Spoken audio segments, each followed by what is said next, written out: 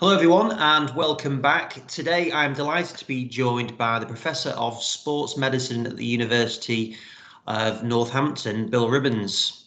Bill, thank you very much for giving your time today. Thank you for inviting me, Andy. No problem. So I really do appreciate your time. So someone actually suggested that I should speak to you. They've read your book, which we'll come back to later on.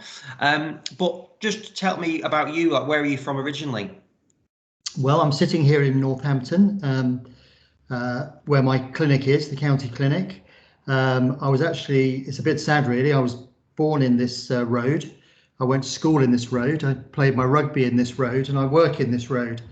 And the only thing really left for me is the cemetery about 200 metres up the road.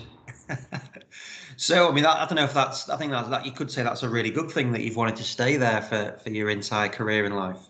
Well, I went away for 23 years to medical school, then during my orthopaedic surgical training, and spent time working in America, in Boston at Harvard, and spent 5 years as a consultant at the Royal Free in North London, my old medical school, but then really wanted to come back in my 40s to my hometown, where my love of sport started. Yeah, just talking about then how that did start then. So you were into sport, but what came first? Your interest in wanting to do medicine, was that something that you always wanted to do? No, my dad was the local sports journalist in the 50s. I was brought up in the press boxes of Northampton Town, Northampton Saints, and the cricket. Northampton's a tiny little town, but we've actually one of only 6 places in the country that's got those 3 sports represented at the highest level. So you can imagine, for a little lad being brought up in that atmosphere, it was sport was inevitable. In fact, when my mother was in labour, my dad was at Brentford covering the Cobbers playing. So I've actually got the programme from the match. So it was written in the runes, I think, wasn't it really? Mad keen sportsman, principally rugby and athletics. Enjoyed it, but never quite good enough to get anywhere near international level. I went to school at the grammar school locally, and did history, geography and economics at A level, and it was a very late decision to want to do medicine, and was fortunate enough to get in. You couldn't get in nowadays, but I was able to get in on arts A levels, and went through my medical training.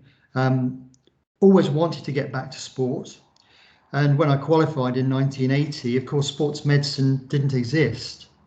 If you wanted to get near to sport, you really had to either be a general practitioner with an interest in sport, perhaps a rheumatologist, or an orthopaedic surgeon.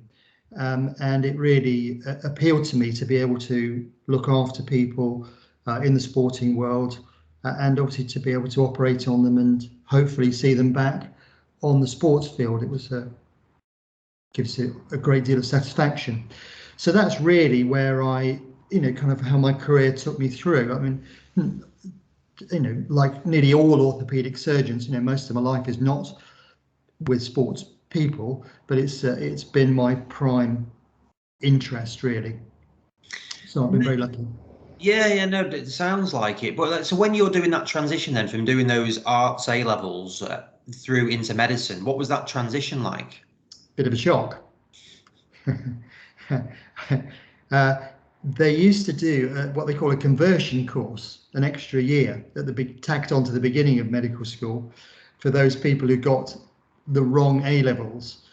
Some of your viewers may have read Henry Marsh's books. Do No Harm and Admissions. He was a famous neurosurgeon, and he was in my year. There was only 30 of us.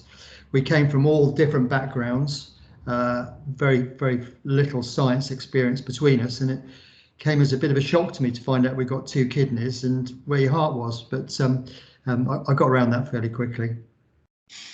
And then, so when you was part of that decision that you always did want to end up in sport then, so when you were making that move? Yes, yeah, and when you're at medical school, you have the opportunity to, in the middle of the course, to step away. and do an extra degree in a Bachelor of Science, and I elected to do that. I did biomechanics and I did exercise physiology. Now, that was kind of in the mid 70s, and biomechanics and exercise physiology was fairly rudimentary there, but it gave me a kind of a taste and a background for what, it certainly helped me in my career. And in terms of placements then, so was it hospital based, or did you get any activity with the sports teams? There wasn't any proper pathway. After I'd finished my initial 1 year, I moved up to Luton and Dunstable, working in the casualty department there, which was fairly frightening because it was pre-seatbelt days, and the accidents on the A1, so the A5, the M1 and the industrial sites was fairly horrific. But I asked my bosses in casualty if I could set up a sports injuries clinic on a Monday night. I had no real knowledge. I was helped by a very senior physiotherapist who knew everything and guided me. And we just set up a clinic on Monday nights for people who've been injured at the weekends. And that was you'd never be able to do that now.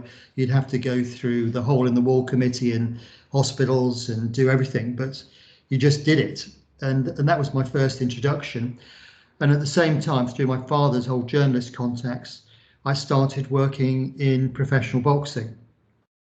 One of my father's great friends ran British boxing. He was the secretary, John Morris. And so I used to do the fights in London. And it was an interesting introduction. Used to finish work in the hospital and then tear off to Bethnal Green or Streatham or the Albert Hall or Wembley and cover the fights in the evening. So that was my introduction to sports medicine in 1981.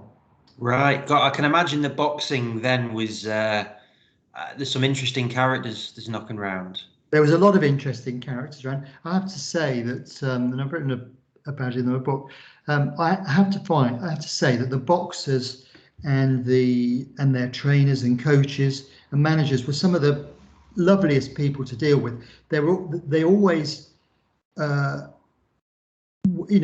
you said that a fighter wasn't fit, either at the weigh-in or during the fight, there was never any problems with that.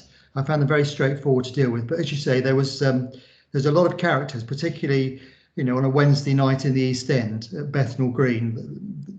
Those were great nights, and if the local hoodlum won the lottery, there was nearly a riot at half time. Yeah, I could imagine that. So, were there any particular fights that you were involved in that were particularly memorable? I did a number of Bruno fights, and I'd also done some Anthony Watson fights, but fortunately for me, it was dreadful when Watson was so badly injured. I remember doing the Frank Bruno fight that was televised live on Sports Night on Wednesday night, when they used to have live boxing on BBC One, and he was fighting a Cuban, Jose Ribalta, and it was only a few weeks after Watson, and everybody was on their guard. We could not have another tragedy like Watson, and Bruno hit Ribalta really, really hard in about the third or fourth round, I think. Ribalta went down like a sack of potatoes, and I was straight in the ring, and I just knew that millions of people were watching this and watching my actions, and it was quite worrying because he appeared to be completely spark out, and eventually we managed to try to turn a kind of a Cuban heavyweight into the recovery position's not easy when he's lying on his back. But by the time we got him to the changing room, he was absolutely fine. But that was an interesting one. And then doing world title fights at Wembley, afterwards, they've been in those days, some of them went 15 rounds, and trying to get urine samples for drug testing afterwards, after they were that dehydrated, used to sit there for hours, kind of waiting sometimes. And there was one night when an American lad just couldn't give his sample, and after an hour or so, his trainer just got the bottle and disappeared, then came back with a wink, and it was full of very dilute urine, and gave me a wink, and I said, no, I really can't accept that. We're waiting until your fighter can produce his own sample. Those are the kind of things. Yeah, no, that's incredible. Yeah, those days of boxing, I'm sure it's some great stories from there. So, were you actually working for the British Boxing Board of Control then?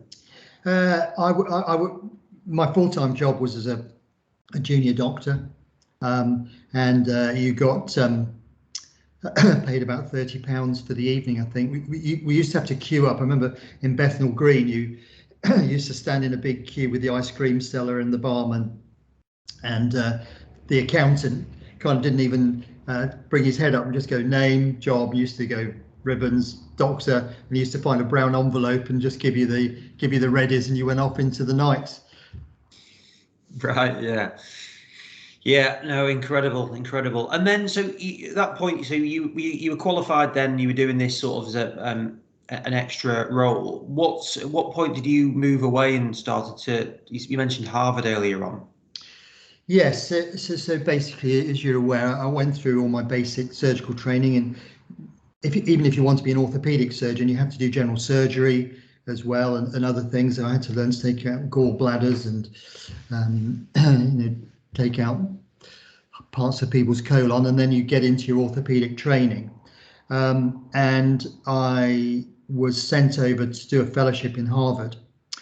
That was a really interesting year because I worked for the surgeon for the New England Patriots, and he also looked after the Boston Bruins. I mean, Boston is a sport-mad city, with the ice hockey, the baseball, the basketball, and the football, and that was fantastic. And what I found, this was in 1987, was that in the United Kingdom, orthopaedic surgeons prided themselves on being able to do everything. Your operating list may have an infant with a club foot. You may then be operating on a spine, and then you may be doing a cruciate ligament repair in a footballer, and that would be all on your operating list. So we prided ourselves on being generalists, and with good reason for the pride. When I got over to America in '87, I realised that they were way ahead of us. They had people specialising in sports surgery. I worked for a hand surgeon who just dealt with sports hand injuries. And I realised then that if I was going to be as good as I wanted to be, I'd got to make that decision. So I think that really was a pivotal year, looking at how the Americans had organised themselves in the 80s. And they were at least 10 years ahead of us. So is that why you wanted to go over there in the first place then? No, I was just sent, as you are in those days. I just received a letter from my boss saying your future has been discussed, and we think you'd benefit from a year in America. Would you and your family present themselves at the Massachusetts General on July the 1st, 1987? Really? You've not got much say in it. That's just, you get that letter. No travel expenses, no accommodation. Just get over there. Really? Right. And so, were you happy with that then? Yeah, I was. And by the way, you need to pass all of your exams to qualify for a medical license in America, which included 850 questions, mostly on American medicine. And I also had to do an English test to make sure I could speak English. Hopefully you passed that one. So what was it like actually moving and living there with your family? Well, I just got, my wife and I just got a young daughter then. It was a bit of a wrench. My wife had to give up her job as a senior ward sister. We were as poor as church mice. I'm not an early morning person, which is unusual for a surgeon. I'm a late person, and we started work. Well, at 6:30 you met the professor, head of department, for teaching breakfast, but you were expected to do a ward round before that. So you're up at 5:30, and that was Monday to Friday. Saturday it was it was compulsory teaching. You're allowed two Saturdays off a year. And on Sunday, the only concession was that at 7:30 in the morning, you had to phone the boss. The Americans don't have a system like we do in the UK, where you have on-call teams. You are responsible for your patients 168 hours a week. Wow. And it was brutal. It was an amazing year, and I learned so much, but I just about survived. So why do you think they wanted to send you? Did they see that potential in you that you could progress then? Yes, I think so. I mean, I wasn't the first person to go over. I mean, so some of my colleagues ahead of me on the training scheme had already been through. And actually, when I became a consultant myself, I actually did send one of my registrars over there for a year. He's now a very successful consultant in Nottingham. Yeah. Right. And was there any thoughts or opportunity for you to stay longer? Yeah, no, they offered me a consultant's job in Boston to do spine surgery. I knew I didn't want to be a spine surgeon. And interestingly, although my wife is very cosmopolitan, she grew up in East Africa, she wanted to raise the family back in the UK. Mm. So did you get involved with seeing the sports injuries in the American sports then? Like you say, Boston's a big sporting city. Did you Yes. see? Yeah. No, well, particularly the American football.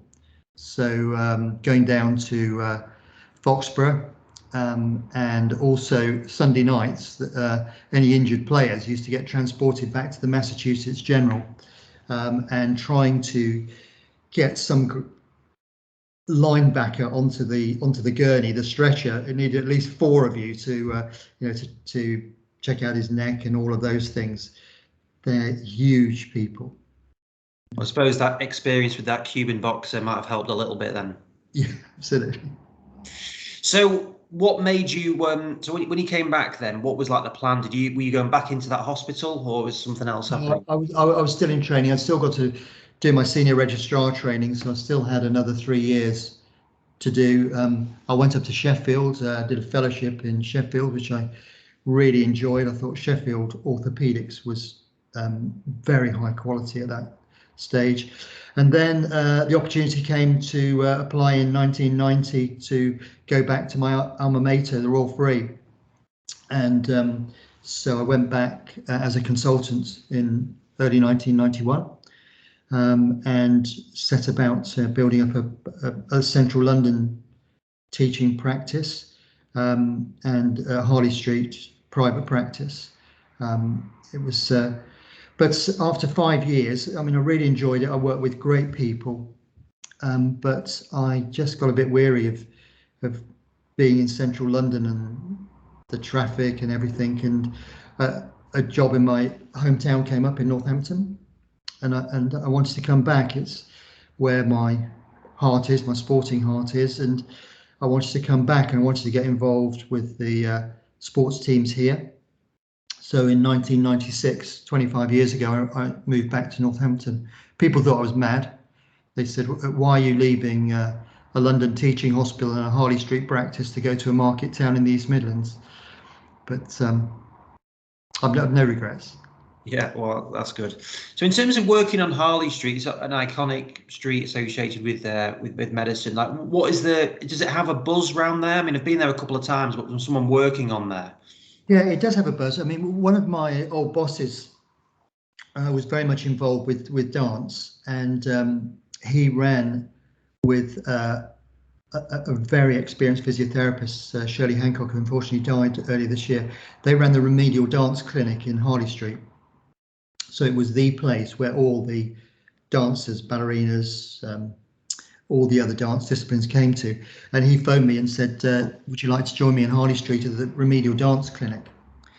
So, as I always say, it was a tough job, but somebody got to do it. So that was my introduction to Harley Street and the world of dance, and been really lucky for 30 years. I've been involved in looking after the dancers, the ballerinas, and they taught me an awful lot, and I needed to learn an awful lot about dance technique, the physiotherapists at the clinic, some of them have been former professional ballerinas, taught me a lot. I used to go down, particularly the English National Ballet, and watch classes, learn the technical aspects. I was sent down a few times to the Royal Ballet School in Richmond, White Lodge, to do clinics down there. So that was a very interesting time, which has continued. I've got enormous respect for dance professionals. You know, the ballerinas may only be 7 stone, but they're as tough as old boots. They really are. Mm. Yeah, the new centre at the English National Ballet is incredible, isn't it, as well? Yeah, well, I haven't been. As you know, they were always at just behind the Albert Hall at J Mews, and of course they've now moved into the East End. So I'm looking forward to visiting there. Yeah, no, it's an incredible setup. So moving back to Northampton, what was the particular prompt for wanting to do that? Well, as I said, it was just wanting to come back, wanting the kids to grow up in outside of London. As soon as they were 18, they all went back to London, but also to quality of life, really. Yeah. I think the quality of life is better for me outside London, and I was hoping to get involved with all of the 3 sports teams, which I've been lucky enough to do. And how did that happen? Like, you got the job at the NHS, but how? Yes, so I was working back at Northampton General. I've been there a couple of weeks, and I think Northampton Saints had a Friday night game against Aberavon, and I turned up and said I'd actually played a few games for Northampton Seconds when I was a student, and just turned up and said, can I help?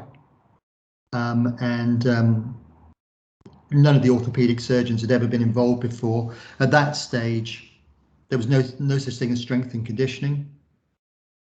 The physiotherapist, a chap called Phil Pask, who works next to me, absolutely wonderful physiotherapist. He was doing his private practice during the day and then going down to the club in the evening and doing the physio and the strength and conditioning. We had a GP who turned up for game time and was there really for kind of also for health and safety for the crowd. And so I began that association with the Northampton Saints, which was wonderful. It was on a purely voluntary basis, so I even paid for my season ticket to get in the ground. And that continued for the next 15 years. So it was, but that's the way professional sport is, you know. You have to show your season ticket to get in. So how long, like, how many hours were you working there then on a weekly or monthly basis?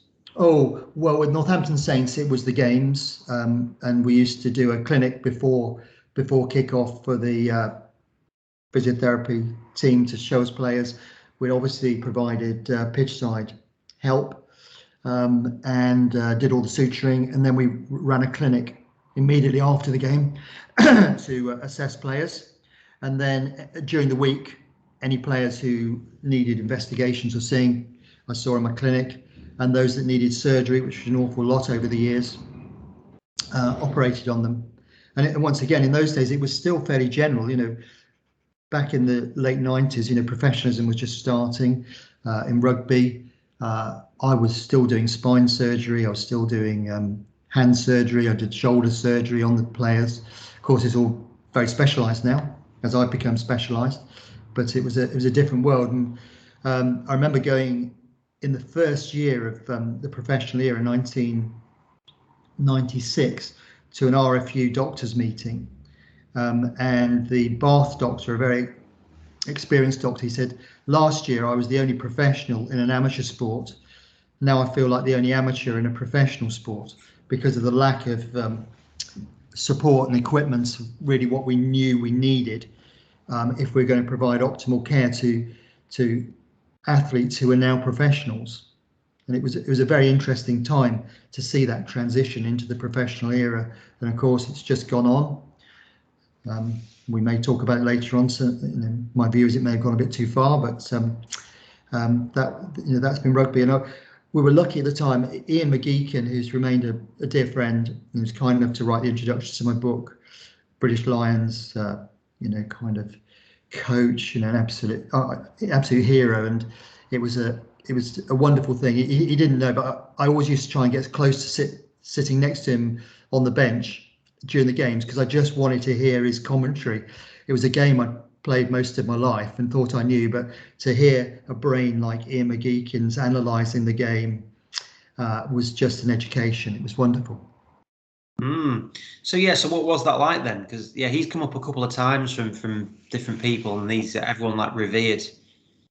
He's an absolute god, and he's just the nicest person you could ever meet. I'm right in thinking that Ian was a school teacher in Headingley as well, after his international rugby career finished.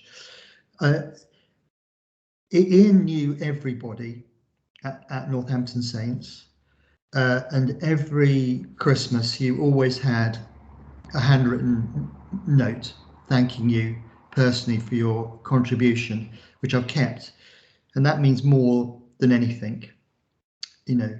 And the year we won the European Cup, he just left. That was a couple of years later, and John Steele had taken over, and John Steele was exactly the same. He knew everybody, wrote to everybody, and thanked them for their contribution. Little things.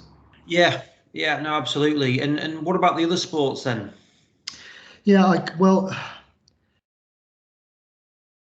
My dad's main sport was football. So, and you know, I would say that you don't really have a choice about which football team you follow. It's what you're brought up with, and so Northampton Town, we all suffer together for it.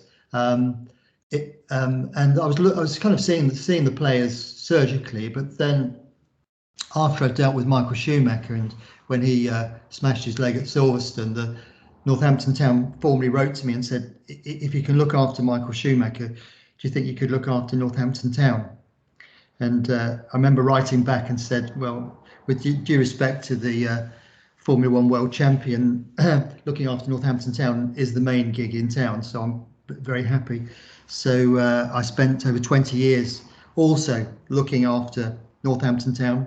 Sometimes they always used to try and arrange Northampton Saints and Northampton Town football games on alternate Saturdays, but sometimes they clashed, and sometimes I even finished up doing one half at one, doing a clinic, and then going down, because they're only about half a mile apart, and then going down for the second half of the other one and doing a clinic at the end. So I mean, Northampton Town, we had our stellar year. We had 1 year in what is now the Premiership, 1966. Joe Mercer, the old England football manager, Manchester City manager, said the miracle of 1966 was not England winning the World Cup, but Northampton Town appearing in Division 1. So we've had to ride with the with promotions and relegations. We've dallied with bankruptcy and dodgy chairman, but they're still there, and they're still very much part of my life, as indeed is the cricket. Right. So was the football the same setup in terms of mainly on a voluntary basis then? Oh, it was absolutely voluntary. Yeah. No, I kind of went up there. I didn't have to pay for my season ticket at the Cobblers. They did send me a ticket, but it was entirely voluntary.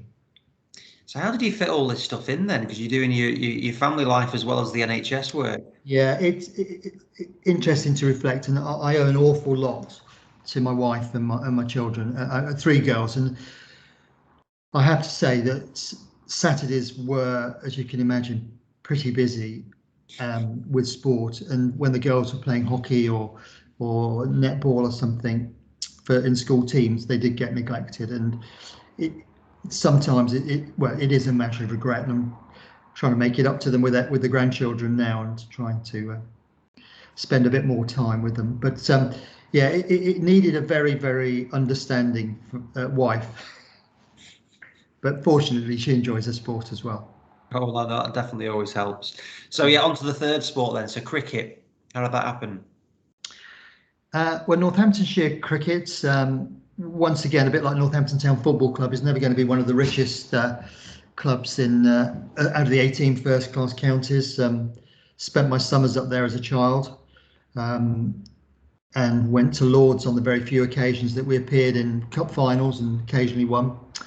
and once again had provided orthopaedic care. And then nearly 10 years ago, the club was nearly bankrupt, and the previous chief medical officer, who was a very good local general practitioner, they decided that they couldn't pay him anymore because they were got to save money. So quite reasonably, he said, well, I'm not going to do the job anymore. So as I was always around as the surgeon, the chief exec said, is there any chance you could step in as chief medical officer? But we can't pay you, but we can give you a t-shirt. So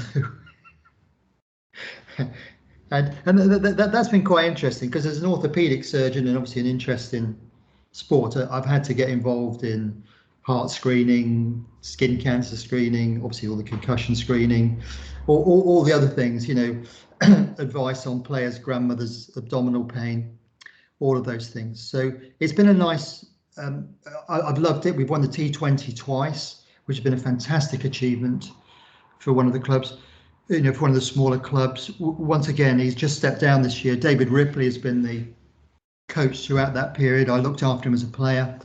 Once again, like Ian McGeechan, one of the really nice people in sport, and it's a real family there, actually. And I think the pandemic last year, which we might want to come on and talk about. I mean, I ceased to be an orthopaedic surgeon for 3 or 4 months and really became an occupational health doctor, and trying to look after 35 professional athletes like the whole world who didn't know what the hell was going on was quite an intense period, trying to make sure they were safe, look after their welfare.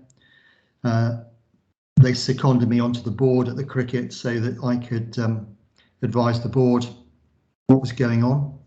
The chairman said 10 years ago I had to have an accountant here advising me on how we advise the board on how we're not going to go bankrupt. Now I've got to have a doctor on the board. It's changing times, changing importance items. So yeah, that's great. I adore the cricket. But it must have been, from a financial standpoint, for all of those sports, really difficult. There's been a lot of publicity about some of the clubs that are struggling financially through the pandemic. Did you get any insight into that? Well, I can only talk about cricket. If the pandemic had have hit 10 years ago, I think Northamptonshire and some of the other clubs might have gone under.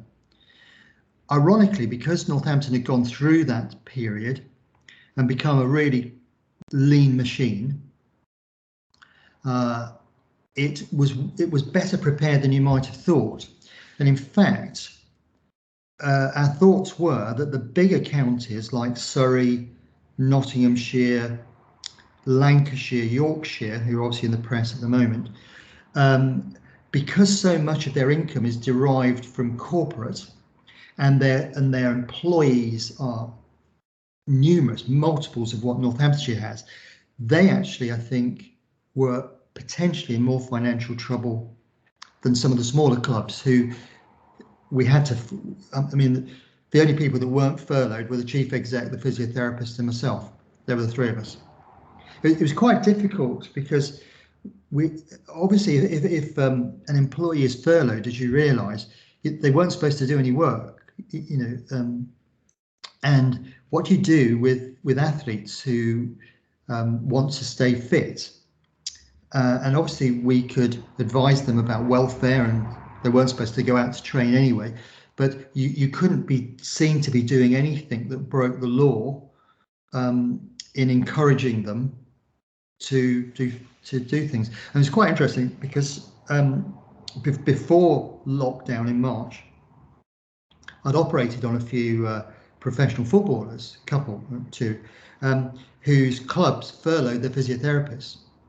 And so trying to organise rehabilitation, in fact, Phil Pascal talked about earlier, did their rehab remotely because the physiotherapist was not allowed to get involved with the rehab of the players after their surgery. Right. Yeah.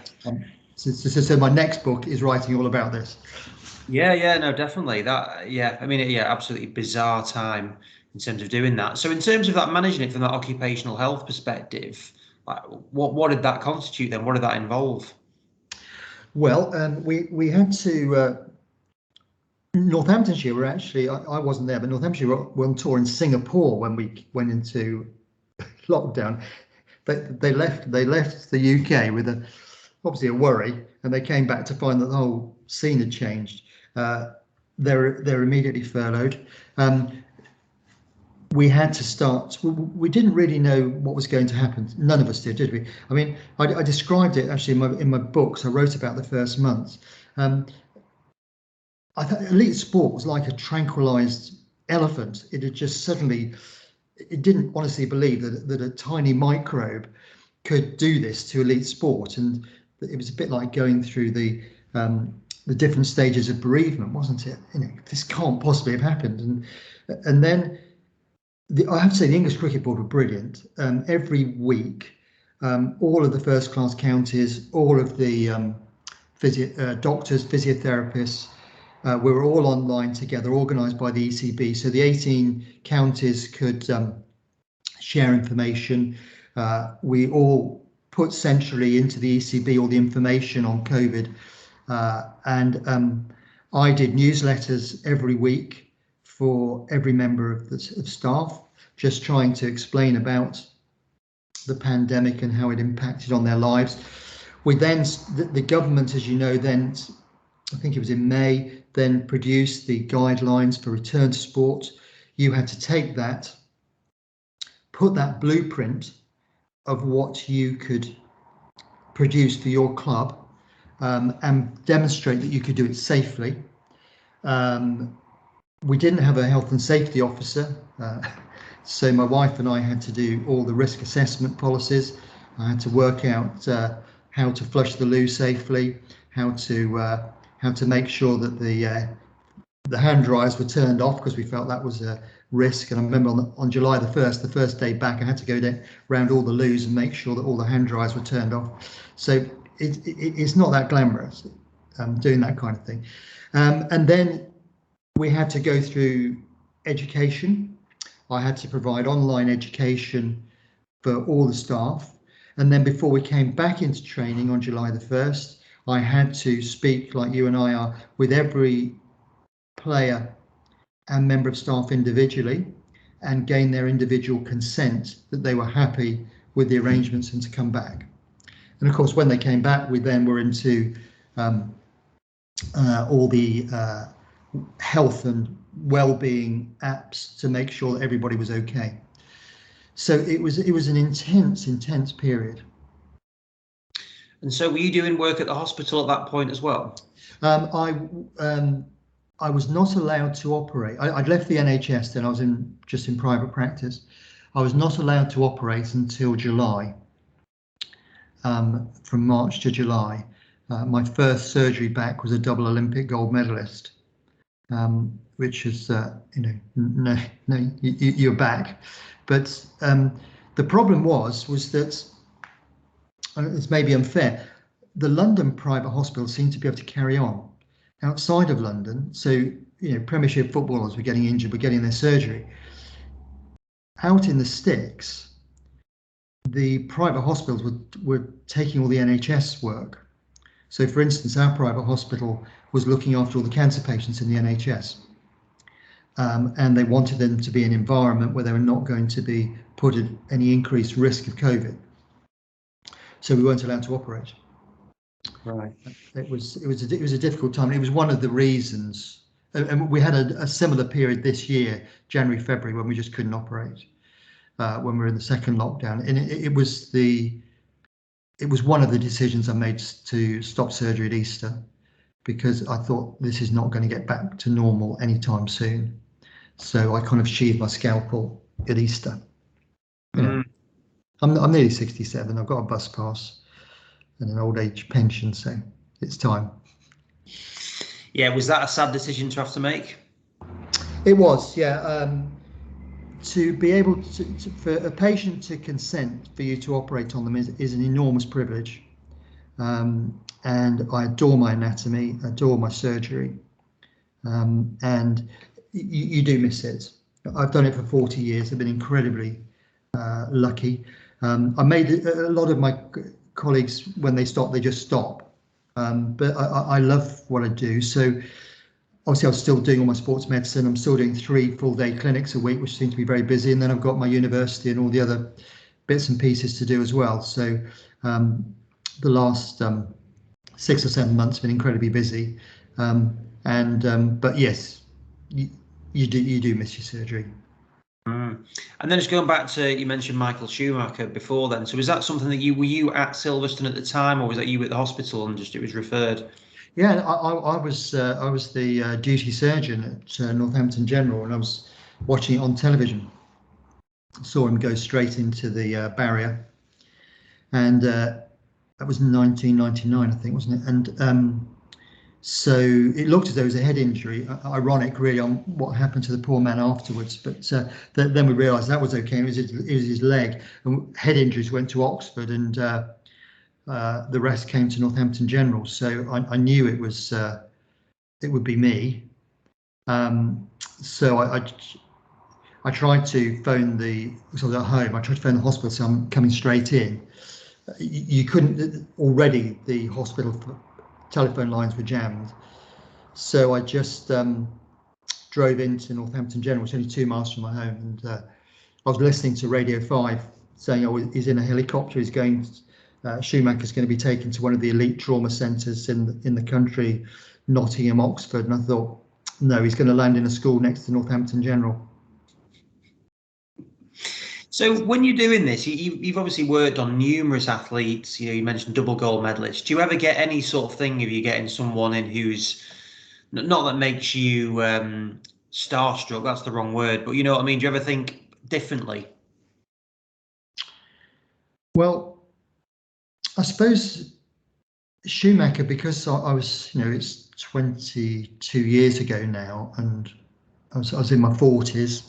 Schumacher was one of the biggest sports stars in the world at the time. I have to say, he was absolutely delightful, as was his wife and family. But before I was just about to go into surgery that Sunday evening, and the chief executive, a great man, came in, and you don't often see a chief executive of a hospital in on a Sunday evening. And he came into the operating suite, and he said, "Bill," he said, "for goodness sake, don't bugger this one up, because you'll bankrupt the hospital." Remember, he was an NHS patient. And Jean Todt, who's now head of FIA, he was head of Ferrari. I don't know how, but he managed to get into the operating complex as well. And I was just about to put my scrubs on, and he came up to me, and I'm not very tall, but he's smaller than I am, and he poked me in the chest, and he said, "Michael, he's my best friend." He said, "I pay him $16 million a year to drive for me." He said, "For me, Jean Todt, to let Michael have an operation in your hospital is a big responsibility, but I can tell you it's an even bigger responsibility for you." So I said, "Oh, thank you very much." So, how long before was the surgery? Was that? That was about 10 minutes. So I got the chief exec and the head of Ferrari standing there while I was trying to wash my hands, and but after that, as I said to somebody recently, to use a sporting term, you just get in the zone and you just got to get on with it. I mean, lots of inspiring. I mean, I have to say, without being rude to team sports, it's often the individual athletes' sports who are the most impressive people that I meet, and I think that's because they have to take much more responsibility for themselves and their lives. With modern football in particular, everything's done for them, and you get into all the problems of agents and coaches and everything. The individuals make up their minds, and you see Olympic champions, world champions, and they know what they want. They're incredibly impressive people. Are there any other particular people like Schumacher or that sort of ilk that you've come across? Well, I always Paul Radcliffe's one of the most impressive people I've come across. Greg Rutherford's delightful. Kelly Holmes is once again an absolute delightful person, incredibly impressive. And Christina Harugu. I mean, Christina is one of my favourite patients. She came to me when she was very young. If you remember, she had that 1-year ban for 3 missed drug tests, and I'm absolutely convinced that that was just Christine growing, living in a family, a big family. She took a lot of responsibility for the young kids. I think she turned up at Crystal Palace where she said she was going to be for the 3rd test to train. She told the drug tester she'd be at Crystal Palace. She turned up and there was a school sports day on at Crystal Palace, so she had to change her venue, and the drug testers turned up at Crystal Palace. But she decided with her coach, Lloyd Cowan, who died earlier this year, that she got a chronic Achilles problems, and they would use that year to get them sorted out. So we sorted both of her Achilles out for her, and I think it was only a couple of weeks after her year finished that she won her first world gold medal. I remember I was in the middle of a clinic and I popped next door just to watch the television and scream at it to watch her win. And obviously the most successful track athlete the UK has produced, I think. Yeah, those finishes from her are absolutely incredible. She just timed them to perfection, wasn't she? Yeah, no, absolutely amazing. So you mentioned that the athletics there then. So at what stage did you get involved? What year was that? I got involved with athletics at a very, very early stage in my consultant career, right in the Royal Free days. I remember it would have been 1991, 1992. I had a Commonwealth sprint medalist to deal with. And I remember operating at the Royal Free. And the ward sister phoned me in the evening and said, there's some strange people with your patient. And it turned out that the drug testers had turned up because they decided it was his time to be tested. And they tracked him down to the hospital ward about 4 to 5 hours after surgery, made him get out of bed. They didn't introduce themselves. They just found out which bed he was in, pulled the curtains round, made him get out of bed after surgery on his ankle when he was pretty groggy, and give a sample.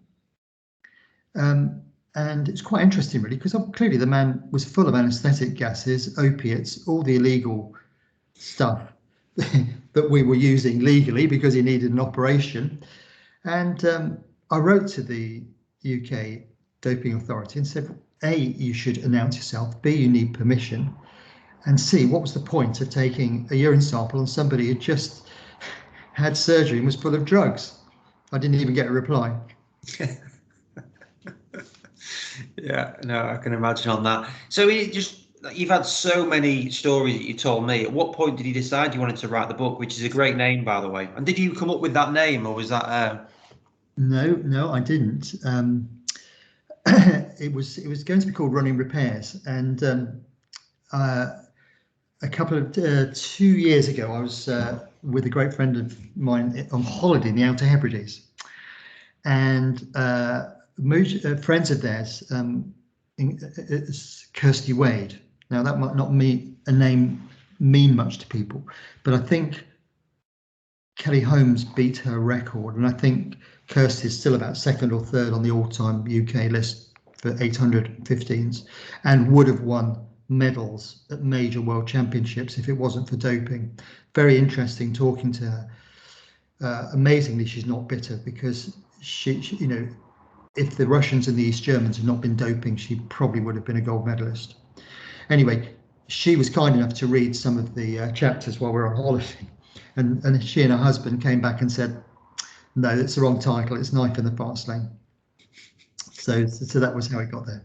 Oh, great. Yeah, so it wasn't actually from some copywriter or anything, then it was actually... No. Yeah. So your question about how did it start? It took me about 4 years to write, because I was trying to work full time. It was very much kind of coming to the end of my surgical career.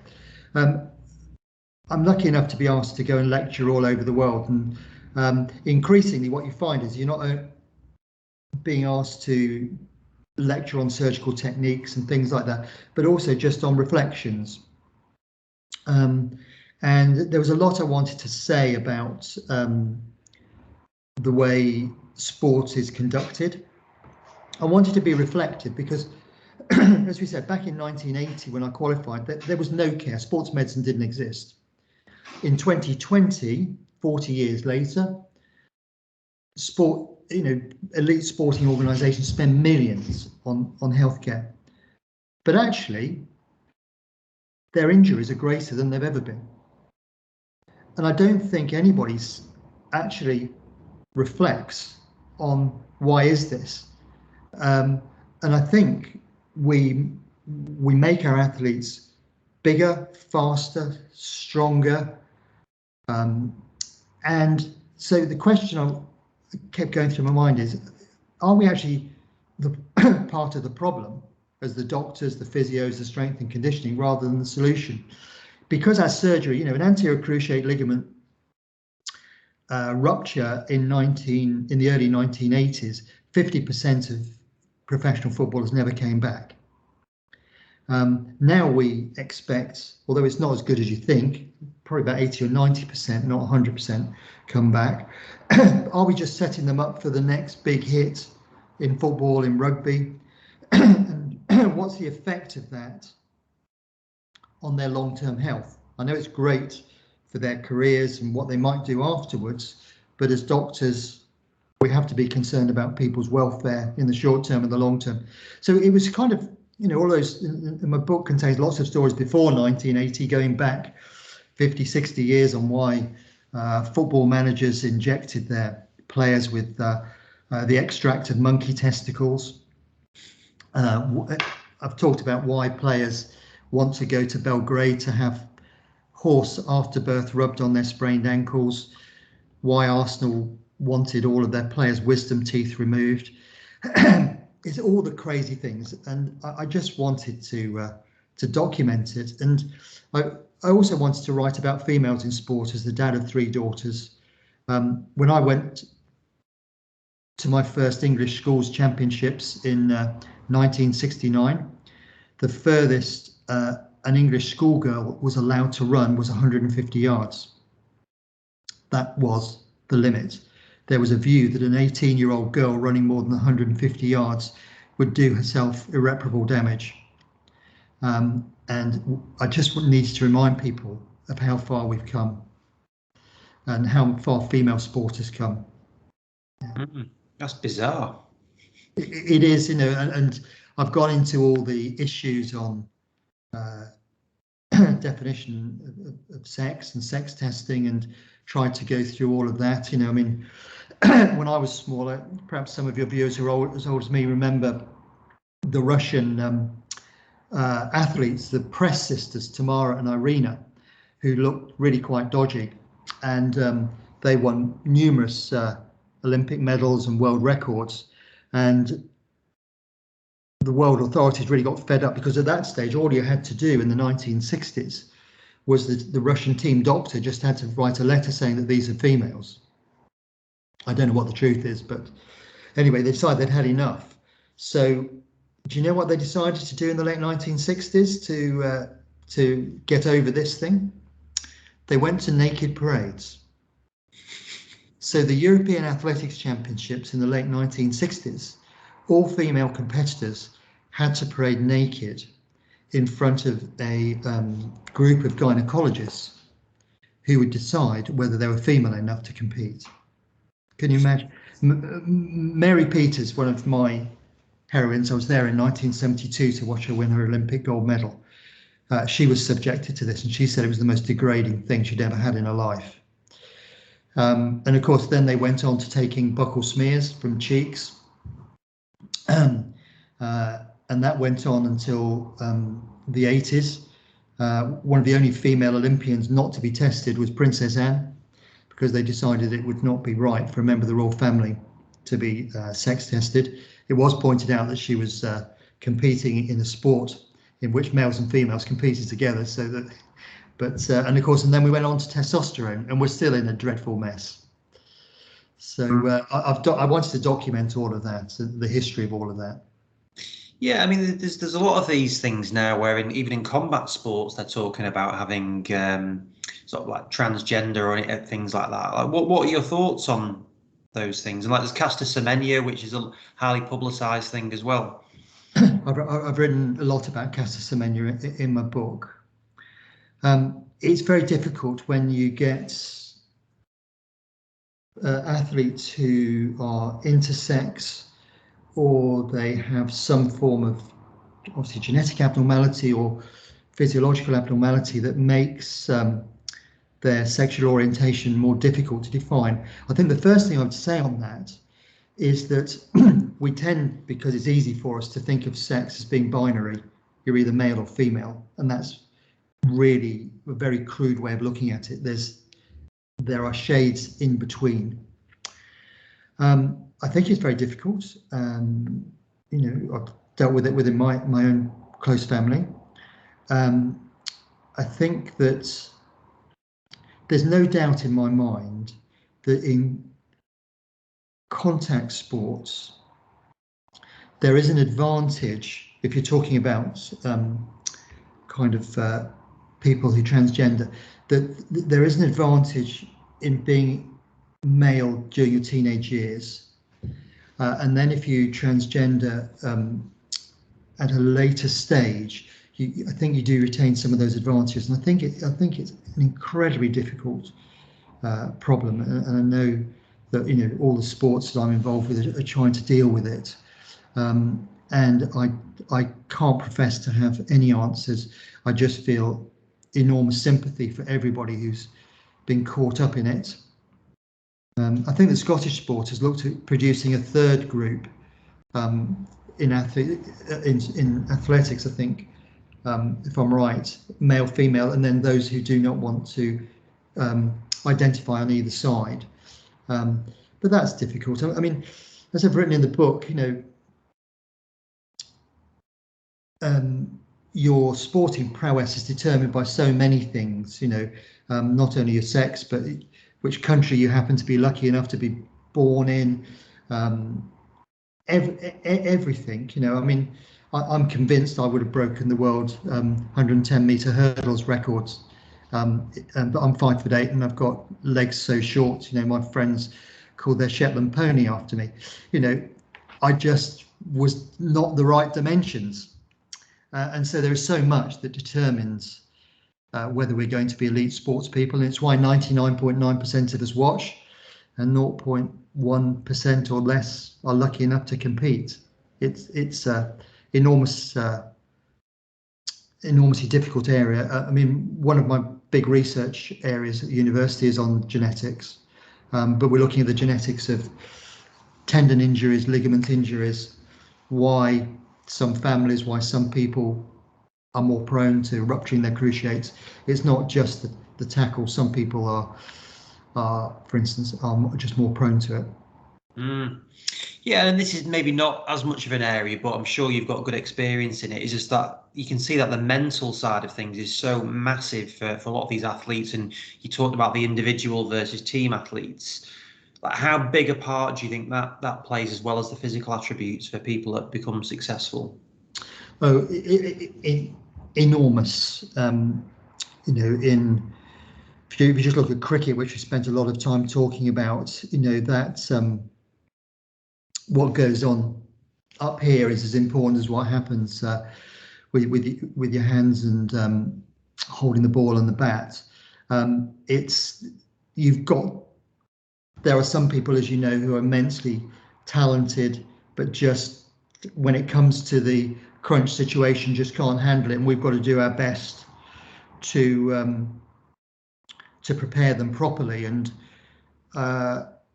just to make sure that your athlete is ready to compete. It's something I felt very strongly about, and I'm aware that as an orthopaedic surgeon, patients coming to see me, athletes coming to see me, that you've really got to know your athlete and you've got to understand them very well. And the solution for one athlete with the same problem may not be the same for another. So, and that comes with time and experience. But COVID crystallized a lot of my thoughts about welfare. And in September, also interestingly, we were aware that the Yorkshire situation was happening. I was determined that nothing like that ever happened at Northamptonshire. Not that I've ever experienced it. And we've set up a welfare committee of psychologists, myself, the physiotherapist, strength and conditioning coaching staff, people who work in the community cricket, and I'm chairing that. And we're trying to do as much as we can to look after the welfare of the athletes in our charge, to make sure we don't want to mollycoddle them. They've got to stand on their own 2 feet clearly in order to perform well, but just to make sure that they're properly looked after, and to know that if they have issues, that there is a forum that they can come to and be listened to confidentially and sensitively. Yeah, no, I think it's definitely a good thing to do. So I've kept you for over an hour already now, so I've got a couple more questions that I'd like to go through as well. So you've had some incredible experiences. We've touched on some of them now, but are there any ones, one or two, or any number that you want to say that have been particularly memorable, from whether it's from like the medical side or just from experience side? Well, being a sports nut, it's those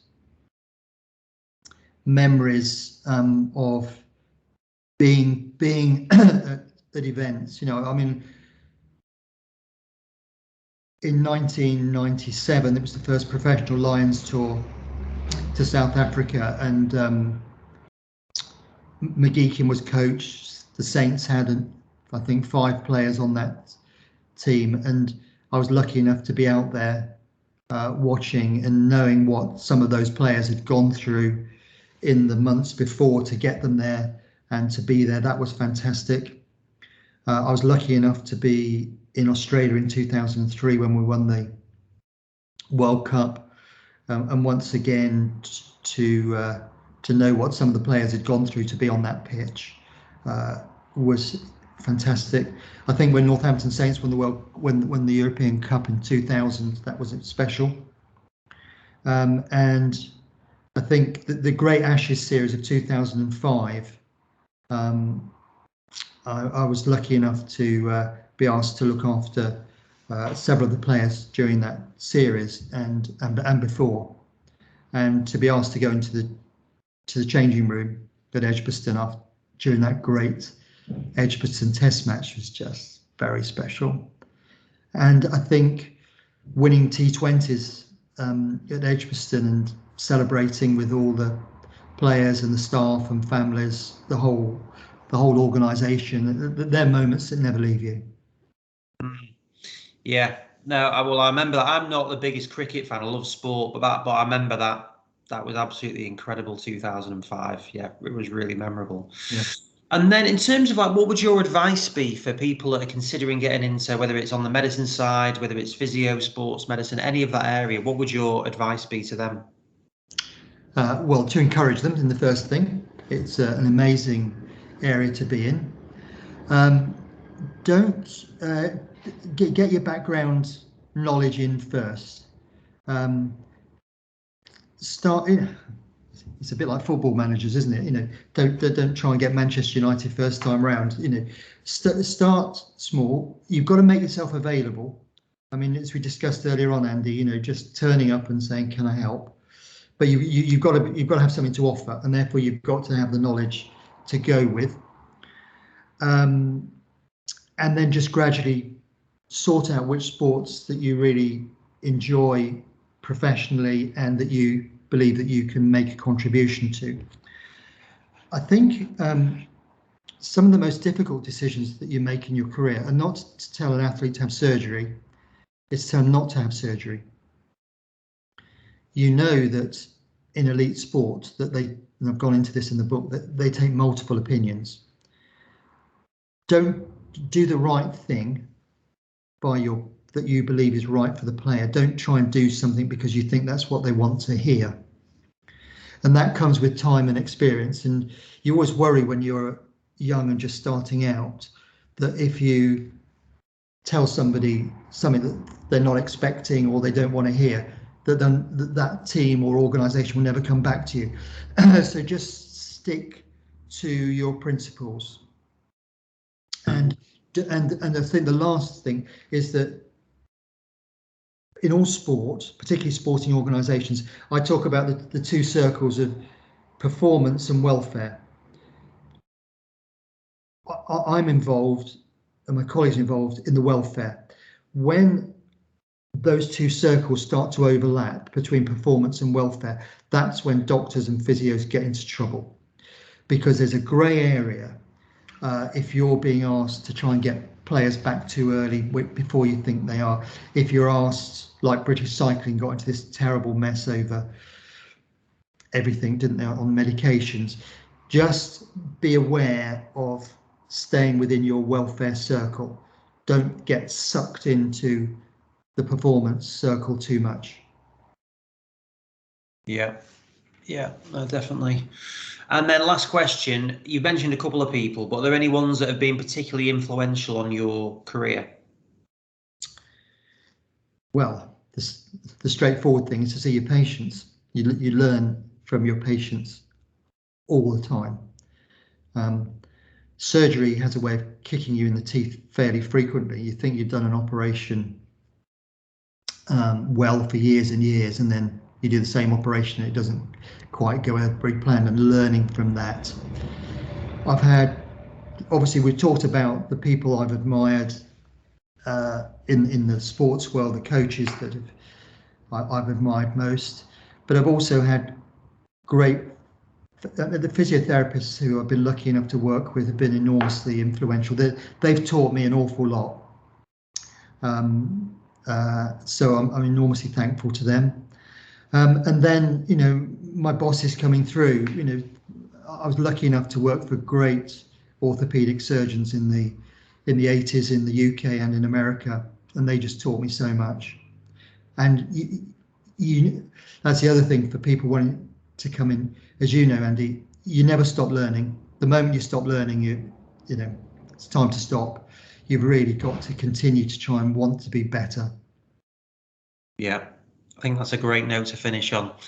But honestly, Bill, that's been fascinating. So when you write your other book, I might get you back on and we can talk through that a bit more as well. But no, I really appreciate you giving your time on this. No, well, thank you very much. It's been really delightful to talk to you. Great, brilliant. Thanks, Bill. Thanks.